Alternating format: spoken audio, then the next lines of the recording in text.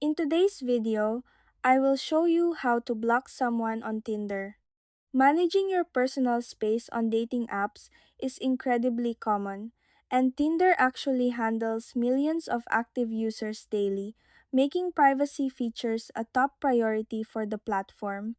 Depending on your situation, you can choose from two specific methods to keep your feed exactly how you want it. For the first method, which is blocking an active match, start by opening the Messages tab and tapping on the user's chat. Next, tap the three dots or the shield and flag icon located in the top right corner of the screen. From the options that pop up, go ahead and select Unmatch or Report.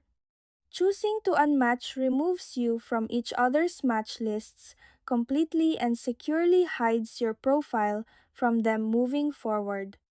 Now, if you want to use the second method, which lets you block a specific profile either before or after matching with them, start by going directly to the profile of the person you want to block. From their profile view, simply scroll all the way to the bottom of their profile or swipe up on your screen. Finally, tap Block followed by the user's name and confirm the action by tapping Yes, Block. Taking this step permanently stops you from crossing paths in the app, and the other person will never receive a notification that they were blocked. And that's it. That's how to block someone on Tinder.